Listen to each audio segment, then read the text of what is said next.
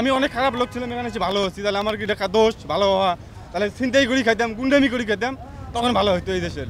এতটাই ক্ষোভ আর আক্ষেপের কথা জানাচ্ছিলেন রাজধানীর এক আবাসিক এলাকার অটোরিকশা চালকেরা। অটোটা দিলে লাভ কি? যদি আপনার ব্যাটারি যদি রাস্তা থাকে দোকানে, তাহলে আপনার ব্যাটারি গাড়ি বন্ধ করবেন কেমনে? একটা পরিবেশ করে তো খাইতে হইব, আমরা কি করে খামু? চুরি করে খামু?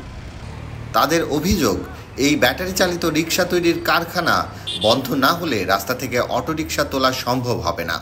যে তৈরি করতেছে সেটা বন্ধ করুক, মেন জায়গায় বন্ধ করুক। আমরা রিক্সা পাইছি আর আনছি, সরকারের অনুমতি ছাড়া ব্যাটারি আইছে। পাশাপাশি তাদের স্বল্প আয়ে এমনিতেই সংসার চালাতে হিমশিম খেতে হচ্ছে। যে জিনিসের দাম সারাদিনে এইটা চালায়া 500 টাকা ইনকাম কইরা বাজারে গেলে সয়াবিন তেল আর চাইল কিনতে টাকা শেষ হয়ে যায়। আর রোগ অসুখ বিসুখ হ্যান ত্যান কিছু খাইতে পারি, চলতে পারি বর্তমান পরিস্থিতিতে। পূর্বে অনেক অটো চালক অবৈধ কাজের সাথে জড়িত থাকলেও এই অটোরিকশার বদৌলতে তারা স্বাভাবিক জীবনে ফিরে এসেছে। আর বর্তমান এই অটোর কারণে অনেক খারাপ মানুষ ভালো হয়ে গেছে, কষ্ট নাই, চালাচ্ছে, এটা দিয়ে করে খাইতেছে, খারাপ কাজে লিপ্ত হয় না। আমরা তো গরিব মানুষ, এই রিক্সাটা আসার সময় লোন তুলতে 65,000 টাকা আমাদের বদ্ধ করে দেয়। আমরা রিক্সাটা লোনটা আমি কি দিয়ে শোধ করবো? হয় ওই সমুদ্রে আমার নামে মামলা করে দেবে, আমাকে নেতা ধরে নিয়ে যাবে। আমি অনেক খারাপ লোক ছিলাম, এখানে এসে ভালো হচ্ছি। তাহলে আমার কি দেখা দোষ ভালো হওয়া?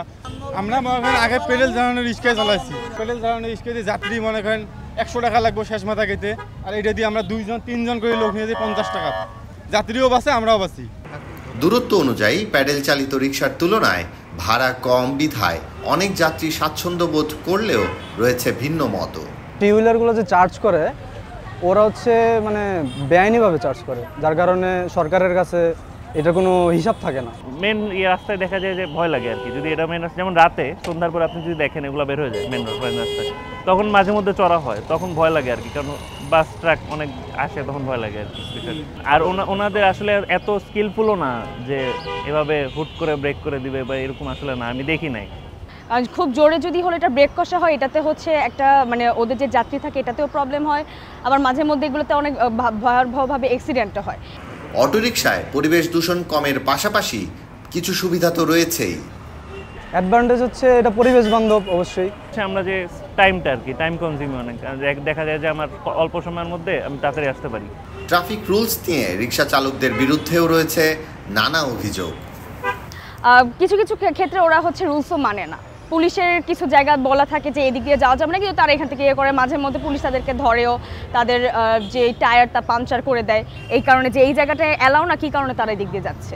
সড়ক থেকে অটোরিকশা তুলে ফেলা হলে সড়ক ব্যবস্থাপনায় সফলতা আসবে কিনা, তার পাশাপাশি এ সকল চালকদের প্রতি সামাজিক দায়বদ্ধতা থেকে আমাদের কতটুকু ভাবাবে, সেটাই এখন প্রশ্ন। বন্ধ করে দেওয়ার বিষয়টা ভাইয়া যদি দেখি যে আমি এই যে মেন যে ভিতরে যেগুলো চলতেছে এগুলোতে আমার মনে হয় না যে খুব বেশি সমস্যা, বাট মেন রোডে যে মাঝে মধ্যে বা রাতেও যে বের হচ্ছে, এটা আমার কাছে মনে হচ্ছে যে বেশি সমস্যা আর কি। গরমের মধ্যে খুব কষ্ট হয়, এই কারণে আমরা এই অটো রিক্সাটা চালাইলে একটু আরাম পাই। আর তো রিক্সা চালা ছাড়া আর তো আমার কোনো বুদ্ধি নেই, অন্য কাজ তো আর করতে পারবো না। গতি অনেক বেশি, মালিকে ঠেকাইলে বাসেও তো ব্রেক অ্যাক্সিডেন্ট হয়ে যায়।